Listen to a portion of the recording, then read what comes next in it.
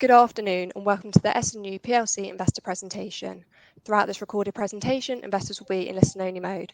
Questions are encouraged and can be submitted at any time via the Q&A tab situated on the right-hand corner of your screen. Simply type in your questions and press send. The company may not be in a position to answer every question it receives during the meeting itself. However, the company can review all questions submitted today and publish responses where it's appropriate to do so. Before we begin, I'd like to submit the following poll, and then I'd like to hand you over to Anthony Coombs, Chairman. Good morning, sir. Good morning, Lily, and welcome to IMC. We regard IMC as a very important way of communicating with particularly retail investors, but also other investors who we may not be in regular contact with. Can I just briefly introduce our team here, because people may not be totally familiar with all of them, and certainly with one of them they won't be. Myself as chairman, my brother as deputy chairman, Chris Redford is our Group Finance Director, who everybody will know. Carl Werner, who is the Chief Executive of Advantage Finance, our motor finance subsidiary. Ed Ahrens, who is the Chief Executive of Aspen Bridging, which does our property finance. And new to the team, Chris Brackleton, who is our Chief Financial Officer. So with those brief introductions, can I welcome you all and say that we will be going through the slides on our presentation. So for those of you who may not know the company as well as some of the others, let me just start by saying that this has been an interesting year, I think, both macroeconomically and for the finance business. And obviously there have been the challenges which are reflected in the results, particularly in Advantage, not at Aspen. But that doesn't mean that we view the future with anything else but enormous confidence. Why, you may ask, given what's been happening this year? Well, the reasons are that our engagement with the regulators in Advantage, the motor finance, was part of a 166 process, which is now cleared and is now behind us, and we have a very good relationship with the regulators, and we're regularly in touch with them, and as a result of the process, we've learned a lot, we've become more efficient, and already that is being reflected in an upturn in business for the current 25-26 financial year. So that is good. The Aspen business, the property bridging business, continues to do very well indeed and produce record results, and we see no reason why that will not change in the coming year.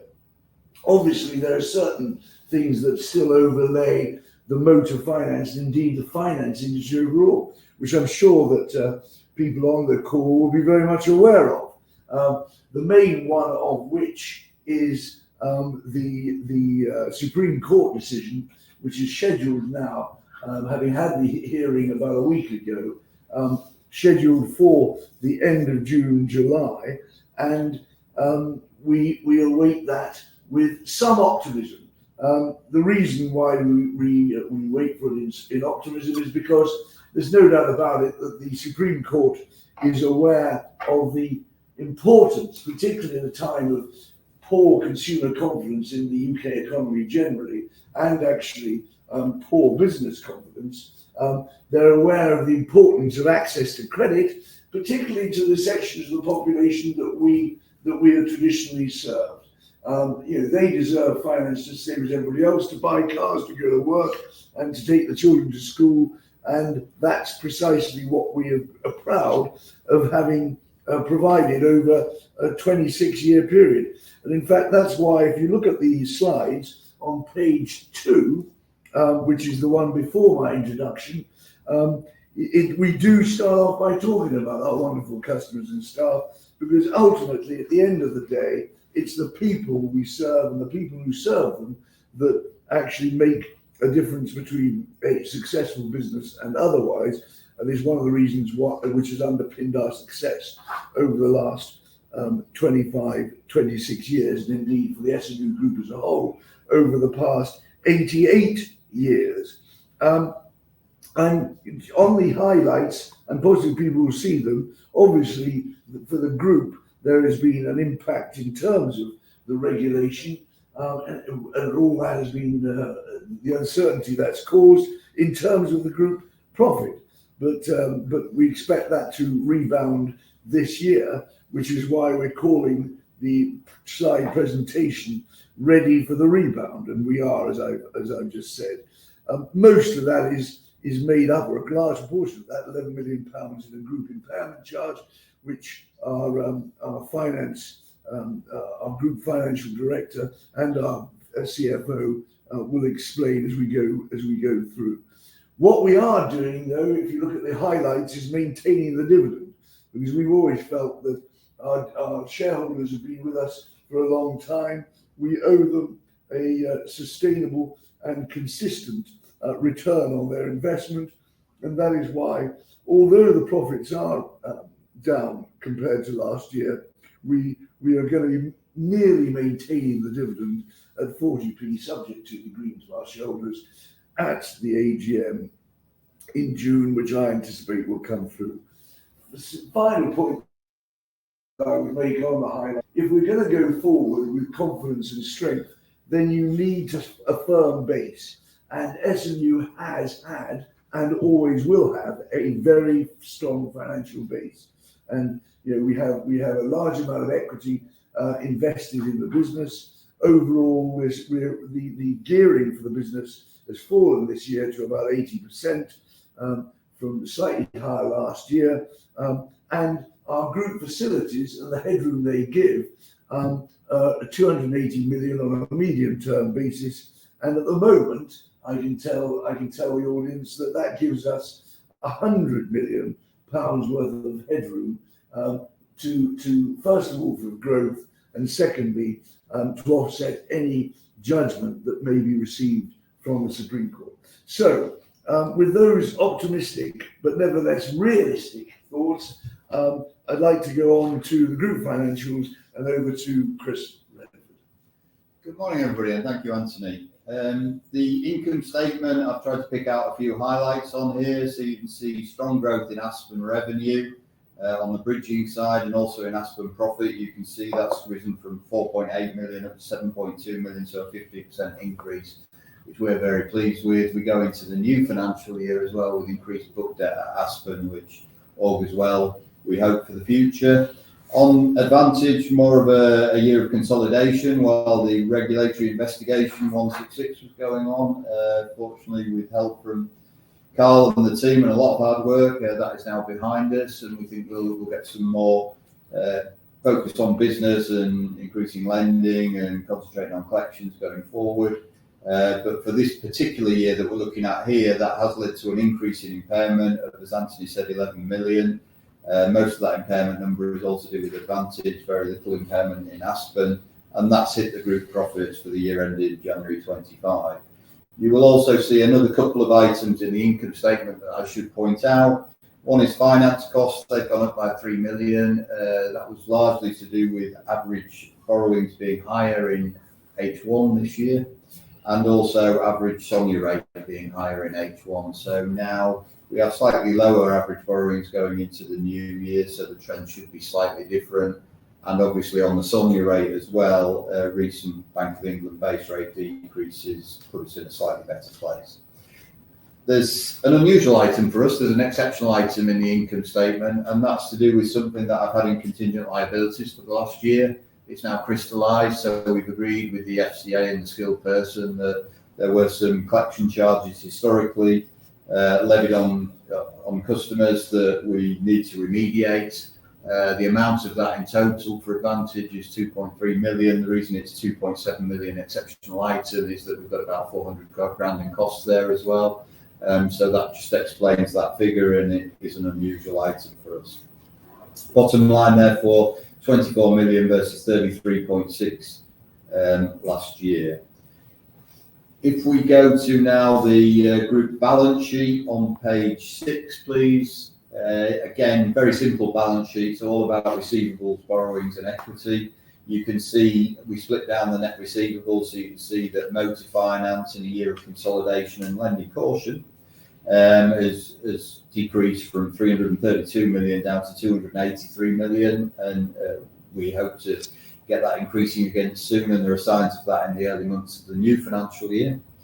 Aspen carrying on growing as they were in previous years as well, so growth of 130 million up to 152 million, which is what I mentioned earlier, gives us a bit of confidence going into the new year as well, which Ed will talk more about in his slides later. On the borrowing side, you can see 197.5, 223. We actually also had 5.2 million cash in hand at the 31st of January, so that means our net borrowings were about 192.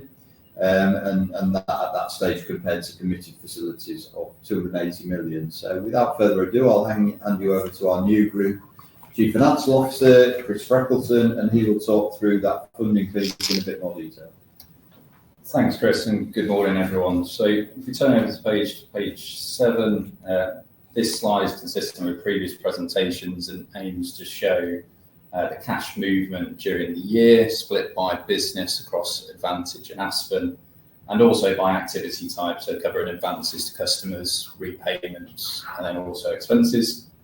So you'll note in the current year, borrowings across the group have reduced from 224 million to 192 million, with Advantage reducing from 177 million to 130 million over that time, due to, as has already been mentioned, cautious lending and lower repayments. Meanwhile, Aspen has had the opposite effect, increasing from 120 million to 138 million at January 2025, and that's driven by receivables growth during the year.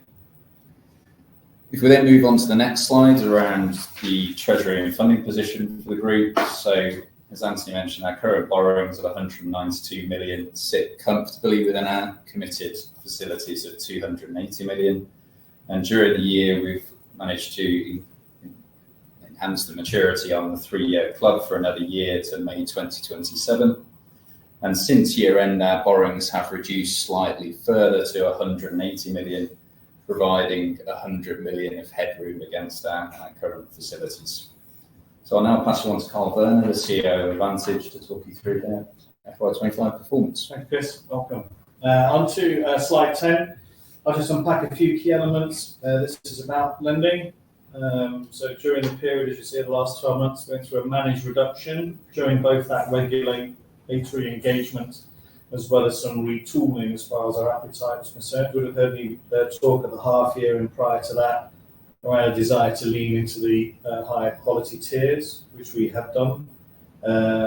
Put those new elements in place as regards to the platform, and also concluded our discussions with the regulator.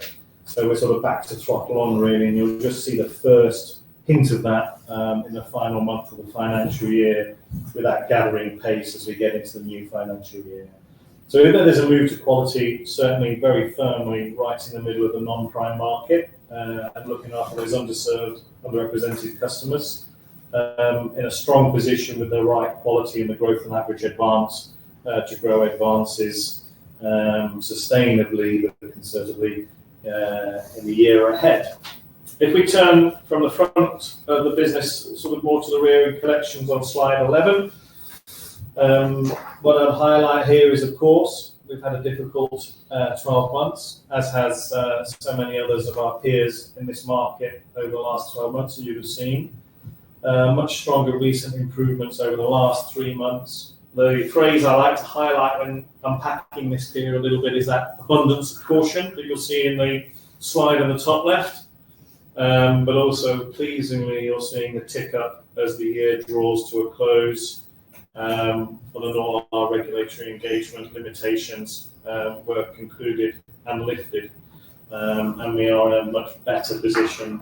Latter results over these last quarter have been much stronger off the back of, as I say, a greater investment in the collections platform. Turning once more to regulation on slide 12, I'll only pick out a couple of highlights here. And the key message really for me is where we have control, we're in an exceptionally good position. Consumer Duty exceptionally good spot. The borrowers in financial difficulty review concluded successfully. Affordability and sustainable lending reviews all concluded. We don't have any discretionary commission exposure. Although, of course, those elements outside of our control, in court judgment and the FCA direction that will follow thereafter, we wait as we all do for that in the summer. And then on the other side, always good to highlight, I think as you've heard mentioned previously, our focus on customer care and looking after our customers as we have for over 25 years is evidenced very clearly with the metric from the Financial Ombudsman Service as we continue to be a top table provider. One last piece of summary on the next slide as far as the last 12 months, and it's important for us to really reference, that we're going to get value from that engagement and that year of consolidation. A large investment both in people, competency, technology, and our digital tooling, and you'll see some of those listed here. I'd probably, out of all of them, new telephone systems, new premises, new 365 platform, is to underline the strategic USP we have with being in charge of our IT development with an in-house team almost entirely, which enables us to bring to market quite quickly a very sizable platform upgrade for our customer portal, which had 30% customer engagement in the first few weeks, allowing 24/7 engagement with their agreement and repayment if necessary. And then lastly, turning to the future, what am I highlighting to you for the next 12 months? The key takeaways are we return much more to a business of proactivity rather than reactivity, focused on building our performance much stronger sustainably, whilst maintaining that clear focus on offering a vital service to our customers, with a few highlights there in the bullets as to our areas of focus. Credit risk technology, dynamic pricing, looking at adjacent distribution channels and asset classes, and making much better use of MI and the data and the new world of AI in the future. And with that, I'll hand back to Chris. Thank you, Carl, for an excellent update on Advantage. There are 4 metric slides to follow now that we show you every year, just to give you an update on how Advantage metrics are evolving. You can see on slide 15 that the average advances ticked up further to 8,600. The interest rate has gone down slightly and the average customer score has gone up slightly. Again, that's all about the tier mix that Carl said, where we're attracting slightly higher quality customers, so they don't pay quite as high a rate, and they also tend to take slightly bigger advances. You'll also see on the number of loans, 12,703, that reflects the caution that we talked about earlier. So to page 16, this is again a chart that we just give you an update on every year. So historically there's been a very good correlation between the way customers make their first payment and the end outcome in terms of bad debt percentage after 5 years, which is the inverse axis on the right hand side. So the blue line is the way customers make their first payment, and you can see that going back to 2003. And the red line is what the end outcome was for that business after 5 years. Since about 5 years ago, the red line becomes a dotted line because, of course, it isn't finished yet. So you can see there's still some sort of correlation. We've been through a difficult year, so some of that red dotted line is still ahead of us in terms of as you get to the right-hand side of the chart. But we still think there will very much be a correlation. And it's quite pleasing to see the uptick in the blue line, the first payments recently received. You can see right to the right of the chart. So I hope that is a helpful update to that information. And I'll hand back to Chris Freckleton to talk you through a couple more metric slides for Advantage. Thanks, Chris. So this slide is just a simple payback chart of the investment by Advantage by year of origination, including the customer advance and the cost of sales of originating that business, which is denoted by the blue line. And against that, the repayments that have been received from customers, which is denoted in the green line.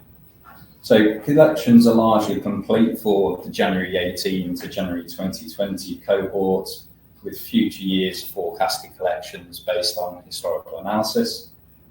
You'll probably note that the Jan 23 origination year is slightly lower than last year in respect to the forecast, and that's due to the higher cost of sales when we originally wrote that business, but also the challenges we mentioned around the collections performance this year. If we then move on to the next slide, so this is an analysis of the book at January 25 versus January 24 based on arrears status, so from up to date to 6+ in arrears. For the reasons we've already discussed around lower repayments, we have more debt in the 6+ category this year at 9.3% in comparison to this time last year at 3.2%. And that combined with the lower advances that Chris alluded to earlier means that we also have a smaller proportion in up to date at 64.5% versus 74% this time last year, albeit these metrics have improved post year end.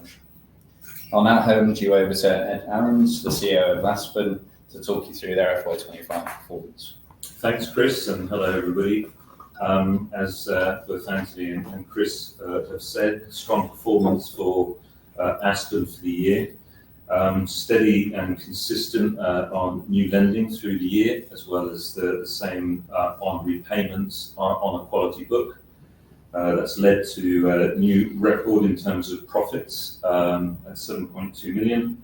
We see the trends through the year as being positive, and our outlook for the future is expect growth in this market this year and for our business. Turning to page 21. This is a slide we've talked through before. We look at the performance of the business over the years, and we've made some good progress on some key factors. So you can see at the top line the steady growth of the new loans on a year-on-year basis. We're in a good position on average loan sizes at 940 for the year. That's broadly at the level it is for the average in the market. We've continued to improve our cost of sales.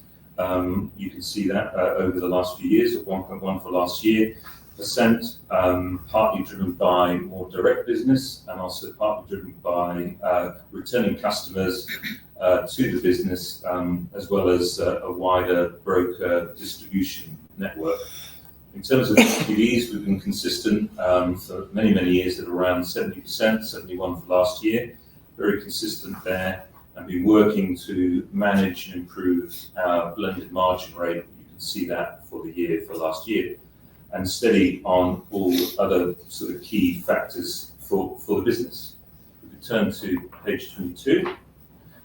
Just in terms of the bridging market and sharing some thoughts from others in terms of how they see it.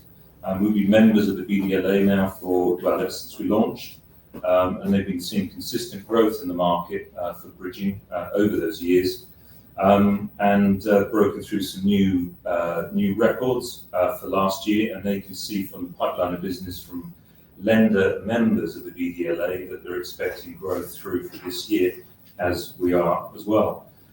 In terms of the wider market, Mintel talks about growth over the next 5 years. That remains our outward view as well. Market values and house values, we see that there's going to be expect a growth over the next few years of that, albeit at a relatively modest pace. Which is fine from our perspective. Conditions are favourable, and rates from a wider market and refinance have been coming down, and thus making it easier for refinances and helping with transactions that have more recently been going on the way up. We can move to page 23. Lots to focus on for this year. I mean, in terms of returning customers and direct business, those are strong areas for us, and obviously widening our product capability with slightly longer terms and new facility arrangements, and basically exploring new markets in terms of broker channels. And we expect that to be underpinned by our investment in our staff, in our people, as well as improving our efficiency of the operation. And we expect from our perspective, we see a very bright future for the business. Good. Well, thank you very much indeed, Chris. I don't think anybody underestimates the challenges that the business, particularly obviously Advantage, have faced over the last year. But the important thing is not the challenges, but how you react to them and what they imply for the future. And I must say that I'm very confident that we will get the rebound that we highlight this pack with next year, both from Advantage and from further record results from Aspen. Obviously, a lot depends upon the general macroeconomic environment in which we operate, and obviously tariffs and government policy impact that. But I'm overall rather confident about that, because I think everybody's got an interest in improving the growth rate of the economy, which hasn't moved very much over the last 15 years. The Supreme Court decision is obviously something that the whole of the financial market, not just the motor finance market, is going to have to take into account. But again, I'm optimistic about that, because certainly reading the transcripts of the proceedings so far at the Supreme Court, it does indicate that there's a sense of realism and the importance of access to credit if our customers, and indeed customers generally, are able to finance the purchases that they want to, which is going to have good overall macroeconomic effects in any way. So overall, extremely confident as to what's going to happen, but I'm looking forward now to answering your questions. Lily, are you going to read them to us? Yeah, thank you very much for your presentation this afternoon. Ladies and gentlemen, as you can see, please do continue to submit your questions just by using the Q&A tab situated on the top right-hand corner of your screen. As you can see, we received a number of questions throughout today's presentation, and perhaps if we dive straight into it, the first question we have here reads as follows. Have you seen HMG's pro-growth agenda feeding through how the FCA interacts, and can we expect a more balanced field of play? Carl. Short answer would be yes. There is a sense in engaging with all regulators, I would say, that they are obviously very cognizant of the government's growth agenda and where they would like to focus their efforts. So, a really good question, but yeah, a fairly generalist answer, I'm afraid. But have we seen it in our discussions? I would say most definitely yes. Perfect, thank you. The next question here reads, is S&U exposed to DIC commission, or would it just be a secret or semi-secret exposure? It is not exposed to DIC, often referred to as DCA, in some of the publications you'll be reviewing on this issue, which is obviously very, very positive. Disclosure or the judicial review, or sort of the judicial process happening at the Supreme Court, every lender that lends through an intermediary has an element of interest in that particular case, ourselves included, as well as asset finance and other types of regulated firms that deal through intermediaries. So that's super broad on the Supreme Court side. DCA much more limited to those that operated that practice in years gone by, including up to when it was outlawed in 2021. Thank you. Just moving on here. Of your introducers, how many are motor dealers acting as brokers versus pure finance brokers? Has this ratio changed in recent years? It hasn't. It's sort of single digit from a percentage perspective. Any dealer that refers proposals to a lender, consumer finance lender, is also a broker, as you'll know.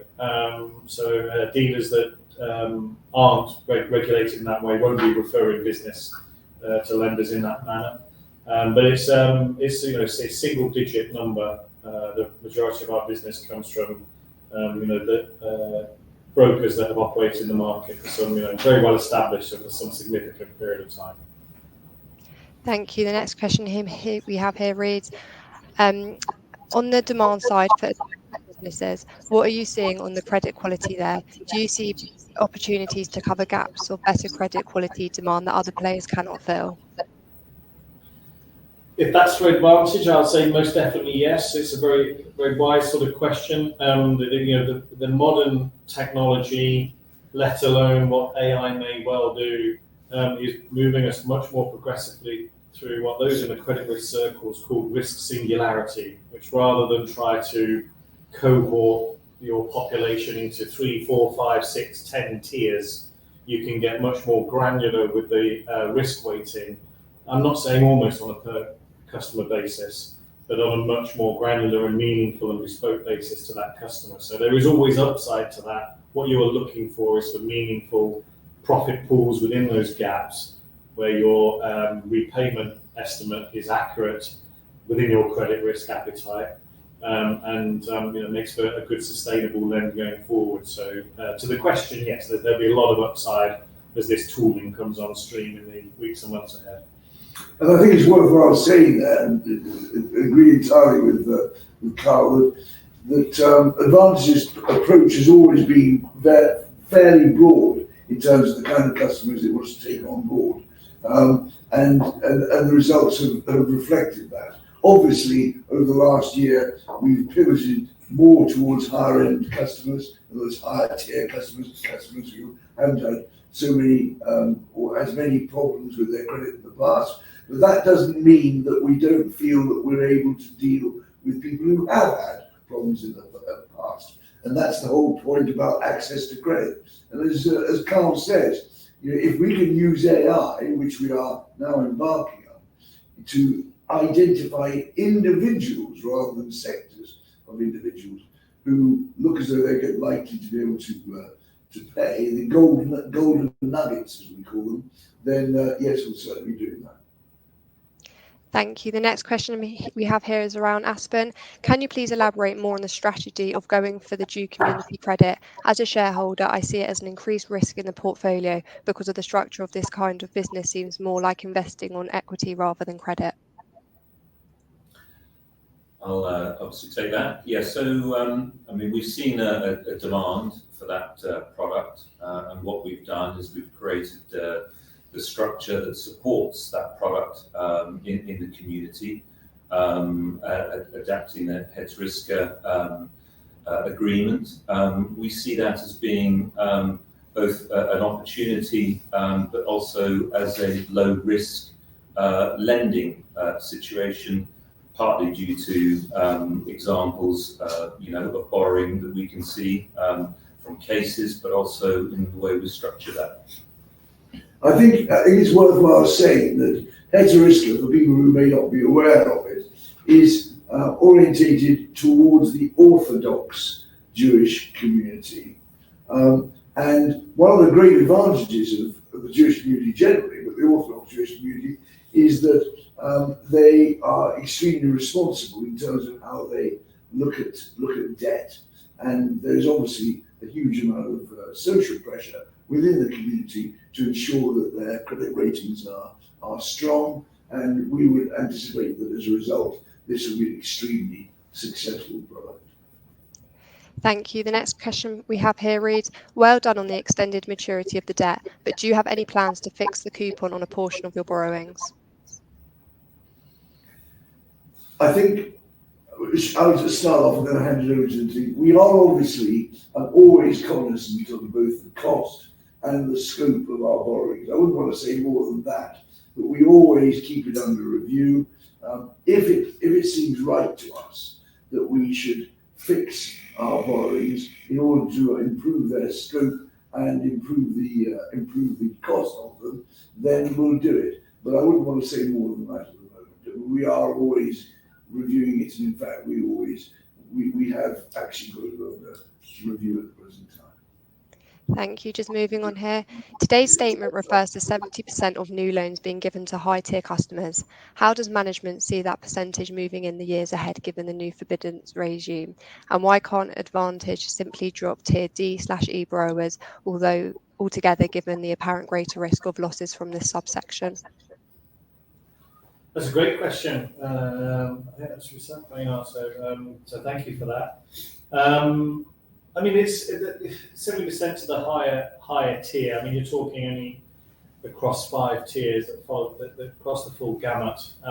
So it's probably the top half to 2/3 Could it broadly stay in that particular area? The answer will probably be yes. But with the better credit risk capabilities that we're bringing on stream very shortly, I do think there's a good return in a more limited appetite into those higher risk tiers. And we're always very conscious of the fact that we're there to be the champion of the underserved market and to provide a service and a facility and the access to credit. But it has to, as you rightly allude to there, it has to stack from a financial return and an acceptable credit risk and regulatory risk perspective. So I think we're actually in a pretty good space right now, but I think we're going to have an opportunity to be a lot more focused on that in the future. Thank you. And I think the last question we have here reads, how many customers were advisedly affected by the Advantage's previous practices that led to the exceptional item? You want to touch on that?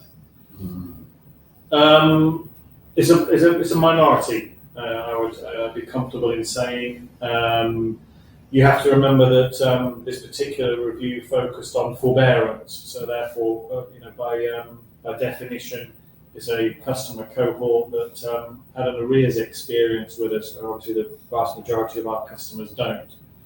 So that should give you an indication as to actual individual customer numbers that impacted specifically for that. So think in terms of it's only for the arrears bit, so that's already the minority, and then an awful lot of activity that wasn't subject to that particular finding.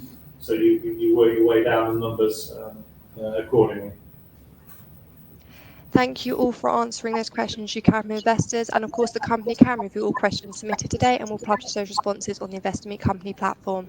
Just before redirecting investors to provide you with their feedback, which I know is particularly important to the company, Anthony, could I please just ask you for a few closing comments? Yeah, just before you go, Lily, I think there is another question from Maynard which we haven't answered, which I think I'd like you to read, and so we can. In fact, there's two more questions, isn't there? Three more questions. And given the fact that we have time, I think I'd like to go through them. So could you please read them out? Yeah, sure.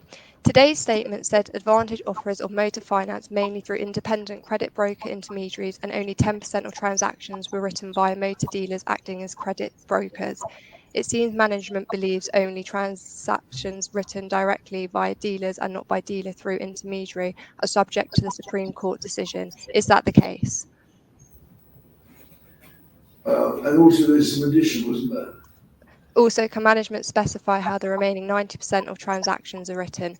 Presumably the 90% is mostly independent broker intermediaries supplying loans through motor dealers at the point of sale, or are there significant numbers of transactions undertaken by borrowers without any involvement of a motor dealer? Okay, so great question again. As far as the scenarios being looked at, and you would have seen in the results of other lenders, there's a large question over whether the Supreme Court is relevant to, as you rightly call them, sort of dealers rather than finance brokers, which operate both via dealerships and also on a D2C, direct-to-customer basis. So our leanings and thoughts around that are formed by some of those more recent opinions and our review of that as to whether that may well be the case. Although I do underline, and we all underline, we are subject to seeing much more detail around the judgment in July. So that's to the first part of that question. But both the Supreme Court and the FCA are aware of that particular perspective. Secondly, the split of business introduced to us is, as I say, roughly sort of 5-ish% retention, current customers, 5, 6, 7%, something around that, motor dealers, and the rest are dedicated finance brokers. And they operate both from providing a financial offer service via dealerships or direct to customers sourcing vehicles. So you'll be aware of those two broker models. That is sort of approaching 90% of our business comes from the broker market. Could I just ask you to go to Matt G's question on Aspen, because he's asked an interesting one. Yeah, sure. Could you discuss client concentration at Aspen, specifically how much of the loan book is with the top 5 clients? I think it would be fair to say that we've got obviously a range of values. 10% and or so of the portfolio is above 2 million, but range is obviously, you know, from 250,000. He's talking about brokers, what concentrations? Customer concentration. Customers, yes. Right. That's what that's yeah. Oh, that's sorry. what I'm referring to. Yeah. So the majority, 90%, is below 2 million, basically, out of the book. Right. And customer concentration, I mean, obviously, you deal with a wide variety of customers, which hasn't changed much over the last 3 years, has it? We exactly doing more business with smaller number of larger, but the majority are below 2 million in terms of loan size. I think, can we take Maynard P's question? I think it's quite an important one. On following the FCA's submission to the Supreme Court, how can management reassure shareholders that brokers acting on Advantage's behalf have always complied with the CONC rules? Carl, I'm going to throw that on you. Okay, Maynard, thank you. Again, some really good detailed questions here. So I'm staring intently at the screen, not to try and see you. I'm just trying to make sure I'm reading the question correctly for our chairman sort of read it out. So can management reassure shareholders that brokers on our behalf adhere to CONC? Well, we have a few things to bear in mind. The brokers that we deal with are all, directly regulated, reviewed, and have oversight from the relevant regulator, which is the FCA themselves. So there are certain tests and metrics you have to meet to be regulated as a broker. So in many ways, the FCA provide that, or the fact that they're regulated provide that assurance. But we also have our own oversight processes, which have been augmented somewhat over the last 12 months also, and will continue to be so. That give us some higher degree of assurance that all of our introducers, whether they be brokers or dealers, are adhering to the relevant regulations. So I hope that gives you the answer. It's obviously they're third parties, they're regulated, we have oversight. The great thing as far as Advantage is concerned is we've dealt with them for a considerable length of time, and they are very well established names in their own right in enterprises. So that really is what combines to give you the best degree of comfort you can get that a third-party intermediary is abiding by the regulations that we all adhere to. Good. Thank you, Carl. Should we just, Edward G has asked one, and we've been replying to Maynard P. So let's Maynard Payton mother. So Edward G, from which date did Advantage Finance begin disclosing the amount of commission, not just its existence to customers? And was there ever a time when you didn't disclose it at all? Good afternoon, Edward. To the second part of your question first, Advantage has been running lending since 1999, so there would have been a time in the past, forgive me for not knowing the year, that there wouldn't have been the existence of commission disclosure sort of way back when. As far as disclosing the amount, Advantage made the same change as the entire industry, and that was in October 2024. Our disclosures prior to that had the benefit of being quite explicit as far as on document as well as direct to the customer, unusually. And that was existence and nature, which was the regulation at the time, which all lenders adhered to, and hence somewhat perplexed as to the Court of Appeal decision to suggest that wasn't good enough. So I hope that helps, but we've been doing the existence nature as per the regulation for a considerable period of time. The amount, along with all lenders, was coded in and disclosed in October. Right. Just one final one, maybe from Maynard Payton. Can can management clarify the fixed fee commission model? Are the commissions paid as a fixed percentage of the loan value, or simply a fixed amount regardless of the loan value? And could some brokers intermediate fixed commissions are greater than commissions paid by competitors? Got it. So let me pick that apart one at a time. On the whole, vast majority is fixed sum commission. Both are, quite common, as in a fixed percentage of the advance or a pound note figure, regardless of advance. We're much more the latter. One's not any particularly more has regulatory approval or adherence to the judgment any more than the other, but that's just as a sort of a point of fact. We're more fixed fee, and this could intermediaries be led by the amount of commission?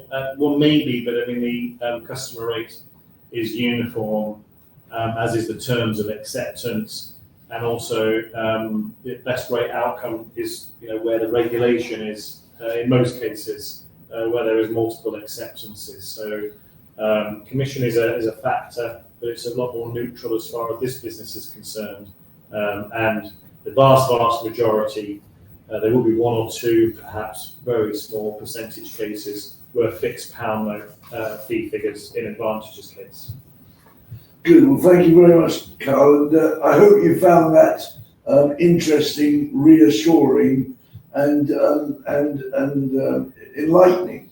And thank you very much for your attendance. I would just say, as I did at the beginning, that we are extremely confident as to what the new financial year is and will bring, because we've overcome a number of challenges in the last year, and we see rewards for our investment in doing so, and the continued investment in the business being strong for 25-26. So I hope that's been helpful to everybody. Thank you to IMC and to Lily for providing us with the opportunity of talking to our valued shareholders.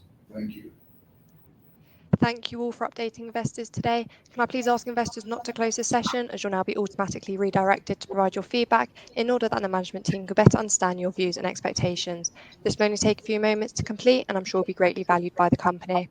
On behalf of the management team of S&U PLC, we'd like to thank you for attending today's presentation, and good afternoon to you all.